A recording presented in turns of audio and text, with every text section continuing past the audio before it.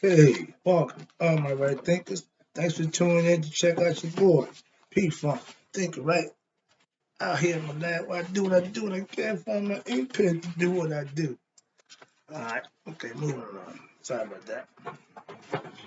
You know what I got another one right here? No, I don't. I'm sorry. All right, here you go. Writers in 25 Rules led by a storyteller. Story with a message, message and a story for life.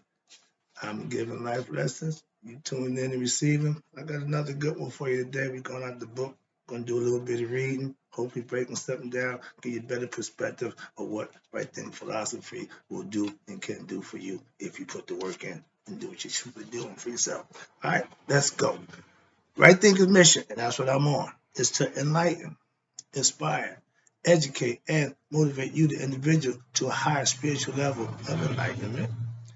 Right thinking way of life through mental and spiritual discipline daily will help and guide you to obtain your goal of spiritual enlightenment, aka know thyself. My mission is to have all right think, do just that, know themselves. Right thinkers, your mission is to do just that, know yourself. Take the lessons, implement them, and know it for yourself. Okay, that's the point. Let's go. The question: do you know you? Know thyself. A person who knows not and knows not that they know not, oh, is foolish. Disregard them. A person who knows not and knows that they know not, it's simple. You teach them. That's what I do for you. Stay tuned. I got you. A person who knows not and believes that they know, dangerous. Avoid them. I do. A person who knows but knows not that they know is asleep.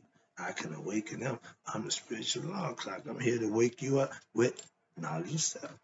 A person who knows and knows that they know is wise. Follow them. All this person reside in you. Right thinking, know thyself. And to my yacht, be true. Today, I'm in book. Certain power. Okay. I'm about to take my class into my yacht and we're about to do yoga and serpent power. So I got a little interesting lesson I want to give here. Hopefully I can get the message out. The title is called Mystical Implications of Right Thinking Philosophy Teachings. What I'm teaching you should have a mystical experience like the Bible and religion is supposed to do. So I understand the concept again. So let's start out with lessons for right thinkers to learn, aka know thyself or God. It is to be understood that spiritual aspirations implies seeking the union with or becoming one with that thing being sought, because this is the only way to truly know something. God. If that's what you're seeking for, I'm your man. You can have opinions. Watch this. You can have opinions about what it is like to be a whale, so to speak. Okay. But you would never exactly know until what? You become one with it. God's unfolding all that exists is the one being worthy of what? Veneration, worship, and identification. This knowing of, we call them Netter, they call them God now, is the goal of all spiritual practices, aka religion supposedly, or yoga process. This is the supreme goal which must be kept in mind by spiritual aspirants. Knowing thyself is the goal for right thinking philosophy followers. That's the purpose. The second one here now it says, but in order to discover the hidden nature of God, emphasis is placed on what? Here we go. Studying and acquiring into the nature of things, such as, who am I? You ask people, I'm a child of God. At the first one, I'm a child of God. Mm-mm. What is the universe composed of? Huh? See? Knowledge of things. Next question, who is God? Well, he's the one that's up high and ignorant. How am I to relate to God? Well, just believe in him. Au contraire, mon frère. That's what they want you to believe. Okay, watch this. These are the questions which, when pursued, will lead you to what? Discovery of the self, aka God. Those who do not engage in this form of inquiry, meaning the ignorant, will generate what? A reality for what? Themselves, according to what? Their beliefs. What he's saying is, we don't know something, we make something up. And that's how the mind works if you allow it to do that. That's why you like to fill it with knowledge, with reason, rationale, and logic, facts and proof, not a bunch of superstition beliefs. Sorry. But some people, watch this, some people believe they have the answers. Whenever I hear that, believe, I got an issue with that. Watch this. They believe they have the answers, that the universe is atoms. Why? Because somebody told them that. Electrons or energy. Why? Because somebody told them that. Okay, all right. Others, watch this, believe that the body is the soul and that there is nothing else. I don't believe in reincarnation. That's fine. Again, you still are dealing with what? Belief. That's the object here. Belief ain't good. Watch this. Now, you believe that there, okay, believe there's nothing else. Now, still, you got others. We got more believers. We got still others believe that. Watch this: the mind is the soul, or that there is no soul and no God. We got a word for them. But the first, watch this: the first qualification for serious aspirations or to become a right thinker is that you have to what? You have to have a serious conviction that you are greater than just the finite individual mortal body. That means you aspire. That means you want more. You know there's something more. Sorry, I'm gonna get excited. That you are immortal. You are an immortal being who is somehow mixed up with a temporal form or body. Again, when I ask you, you ask me, well, I'm a spiritual being having a human experience. That's what that just said. So I'm comfortable with that understanding. At least I got a concept. At least I have a reasonable, logical point of view that I can stand on and stand by. Watch this. Now, if this conviction, if you is present, then you are what? Stepping and walking on the road to what? Enlightenment. That's the way you get there. You have to want it. It's not going to come to you. It's going to come knocking the door. Who is it? Enlightenment. Don't work that way. The other guy come. Who is it? Death. He likes to come knock on your door. But yeah, the concept is you have to have a conviction for something. That's belief. That's faith. Now, watch this. The teachings that I give will be useful to you. That's the whole point. I want to give you something that you can use. That's information, that knowledge that you can interpret, understand, and manifest for yourself because you got the comprehension of the point I'm trying to make. You learned it and you used it. Now it's yours. It's no longer what I said. Those who watch this. Now, those who hold other beliefs are being led by what? Ignorance. Again, belief means you don't know. So if you follow a belief system, come on now. Come on. That means you follow the system of ignorance. Yeah, that's what it means. I call it the well-dressed lie because it look good and it sound good. But if you don't implement the things that's there for you, then you're going to miss the boat. A lot of y'all do just that, miss the boat. And more important, miss the concept. When you're led by ignorance and lack of spiritual, they say sensitivity, I say spiritual knowledge. Same thing. But when you have lack of spiritual sensitivity, watch this, as a result of their belief, thus their beliefs will create what? Reality for them based on what? Those beliefs. BS, belief system. Okay. If you conjure up a concept, and that's what the religious does, watch this. Now, they will need to what? Travel the road of nature, which will guide them in time where? Toward the path of what? Spiritual aspiration. A lot of us comfortable being where we are. So I'm good. I know God. Again, ignorant. But watch this. Now the plan prescribed by the teachings of right thinking, aka yoga, is the only, listen, true means to effective spiritual development. Why? Because it reveals the inner meanings of the teachings and is experiential.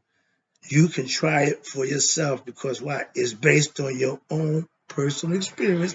I keep telling you, you need to know God for yourself. Ain't got to do with me. It's personal. You and Him as an individual one-on-one. Trust me, that's what I want you to get to. That's what faith will try to get you to understand. That's where you are spiritually enlightened. That becoming God conscious. That's knowing thyself. I'm trying to maintain where I'm at. Okay, spirit. Okay, and this is not conjecture. Otherwise, worship and religious practice remain at what the level of just ritualism and do not lead to enlightenment. Like I said, if you just take the first step, the myth, the story about religion, okay, yeah, everybody knows the story. But do you practice the ritual? Some of y'all do. Go to church and do the Bible study. Yeah. But then the third one, it's like God's coming Masonic order. Get the first degree, get the second degree, and don't get the third. But they run around telling people, believing they got Masonic information, which they don't. So the same thing. Okay. Being unenlightened means you don't know yourself. Being ignorant means, yeah, you don't know yourself. And if you follow a belief system, that means you're following an ignorant system. And yeah, you don't know yourself. I don't prescribe or subscribe to that. Let me wrap this up for you right quick. I see time is going on. I got another whole other page to go. But let's get to this one now. The name Isis, or Aset, again, they changed the name. Let's go with this. The name Isis, it represents wisdom itself, which bestows what? The knowledge of the true self of the initiate. You need to know yourself with wisdom, knowledge. In the Assyrian mysteries, which is what we study, when Set killed Asar by what? Tearing him into pieces. Some would tell you 28, some would say 72, 14. They found all but one. So we got to 13. When you got Jesus and the 12 apostles, that makes him what? 13th. So 13th ain't a bad luck number unless it's misinterpreted, misunderstood. Most people do that. But when he tear them into pieces, watch this. He was symbolically tearing up the soul. The soul had to be in one order to move on. They knew that concept. This is why he did that. So what happened? However, here you go. I said the down wife, she restores the pieces of what? The soul of her husband. Therefore, if pride and insolence, aka set and egoism, destroys the soul, and it will, that's the purpose, that's the point. Knowledge of self, there we go, aka Isis, will restore it to its true nature. She a bad mama jamma. She resurrected her husband for a night to get impregnated. And when her son, Haru, got killed, stung by a scorpion, she resurrected him also. So she had the power conceptually. And that's the whole point. Once you understand how wisdom works, how it would do what it do. Watch this. Now, the Greek name for Aset is supported by the ancient Egyptian scriptures. One of the names of Aset is Rakhet. Rekhit, Rekhit. Now, its meaning what? Knowledge personified, and Isis or solstice. Rekhet is also a name for what? The god in the Duat, aka netherworld. And what happens? She or the god possesses what? Knowledge. Again, knowledge is the only way to get to know yourself, and which can what? Lead the soul to what? The abode of the divine self, thus avoiding what? The fiends and the demonic personalities of the duat. That's the holding place, and which lead what? The soul to what? Experience. Watch this. In the holding place, the soul will experience hellish conditions after death. How do we know what happened after death? We don't, but we have concepts, we have theories and philosophical points of view that hopefully teach you and deter you from not doing what you don't do or do what you should do. And if you don't, there's a price, there's a consequence that come with that. If you do, there's a reward behind that. You only know that if you do that. So choice is yours again.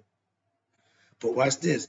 Your hellish condition after death. The same variation, reheat means sage or legend, or excuse me, or learned person. A sage is a learned person. Watch this. Now, true spirituality cannot be pursued. How? Rashly. Why? Or in a fanatical way by going to the extremes. Again, in life, balance. Too much of a bad thing is bad. Too much of a good thing ain't good either. Understand that, hence balance. Now, yoga, right thinking philosophy, spirituality is what? A science of, again, balance. It has been developed over a period of, listen, thousands of years. Not 2,000, not, no, thousands of years with well-established principles which when followed, here you go, produce what? The desired effect. When you learn right thinking philosophy, the desired effect what you get when you improve your interplanetary knowledge and understanding. Why? It lead and initiate you from what? Darkness to what? Light. Ignorance to from ignorance, which is not knowing, to knowledge, which is knowing. And unenlightened, meaning not knowing again, state to a enlightened state. Enlightened state meaning you know, you have information, you acquire knowledge, and now you have scientific proof and reason, logic to follow a certain philosophy or principle that you may think, well, who said that? Again, let me wrap this up. There are two very important points in this line. Once again, we are being reminded, watch this, that good association. I don't have no friends because I can't find good association. Somebody who I can, lean with and hang on. Nope, ain't got them, so I do you guys. Watch this. Good association or keeping the company of what? Sage. I'll keep my own company. That's who I am. Or other enlightened personality. I'm looking for them person. If you are enlightened, hook up with your boy. We can have conversation. One of my comments was they like to see me interact with other enlightened beings. I would love to do that too. But enlightened personality, watch this, is a powerful means to what? Gain more self-knowledge or the state of enlightenment. To this end, you strive to keep good company in your family relations as well as non-family relations. Okay. Read uplifting books. That's all I got. Okay. By the sages and the teachers of the masters. Again, that's who I follow. Walter Ashby. When you discover a more evolved personality, when you become knowledgeable yourself, you will evolve and people see you live different. And you seek to watch this, maintain contact by what? Reading their teachings and through correspondence. I used to correspond with my teacher a while ago, did that. Okay, but watch this. Do not debate with those who lack spiritual sensitivity, aka knowledge. You don't waste your time. I think you cast his pearls. I just want. I think I'm getting up to that. Jesus told you, you don't cast your pearls and swine. Why? They ain't appreciative of it. They're gonna trample over it. So it means they're not gonna pay attention to it. They're not gonna care. So I understand that concept. That's why I know I'm not for everybody. Watch this. So then this form of interaction, watch this, will weaken your mind. As your boy Jesus said, cast not your pearls before swine, for they will trample them as they turn against you. See? Trust in the what? Omniscient divine self. God, who knows past, present, and future, and who manifests as what? Nature, hence nature, to what? Lead others on the path, spread the teachings of yoga, aka right thinking, to those who what? Who are interested only, or those with whom you practice or teach. This kind of interaction will help you both to what? Increase your understanding and generate a positive frame of mind about yourself. See, when you hang out with like-minded people, positive thinking people, y'all not sitting around backbiting people, gossiping about negative concepts, but you want to build each other up, not gaslight each other, but just inspire, motivate, and help each other. That's what I do every day for you. Let me wrap this up. Again, I appreciate the time. The second important part, this here, refers to what? Continuous, here you go, reflection and meditation on what? The divine, which is also expressed in the opening prayer. Give thyself to God, keep thyself daily for God, and let tomorrow be as today. I live that phrase. I'll never know what there, but that's what I do. That's being God conscious. Watch this. Now, it implies that one's mind should be constantly remembering the divine, aka God, and the glorifying the what? The fleeting, remembering the divine and glorifying the divine in what? All times. My pastor won't take credit for nothing. He give it all to God.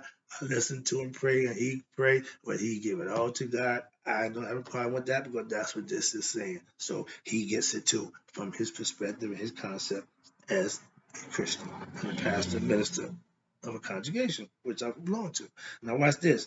Now this means not allowing the mind to what? Develop attachments to the fleeting events of human life, be they positive experiences or negative ones. Don't get caught up in this. It's temporary.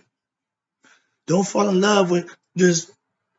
It's too temporary. I keep my body in shape so it can serve me as I still live here. I don't want to be broke down and just no, no, no. So you take care of the body, take care of the mind, and feed the spirit. That's living right where I'm at. Now it means not allowing, watch this. It also means not allowing negative thoughts and feelings to lead you into a pursuit of what? Illusory pleasures of the senses, which is below the waist, which will draw you, watch this, will draw you away from divine awareness and realization. Why? Because if you just chasing desires and pleasures of the flesh, you're not raising your conscious level. You're not becoming spiritually better. You just getting ego satisfaction, okay, the self.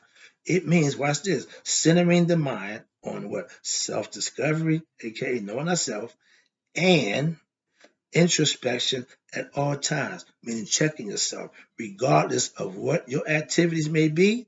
And those activities should be what? Based solely on the principles of virtue, justice, and order, aka Maya or right thinking philosophy. I'm wrapping up with, watch this. This form of spiritual practice is known as mindfulness in Buddhism and Vedanta philosophy.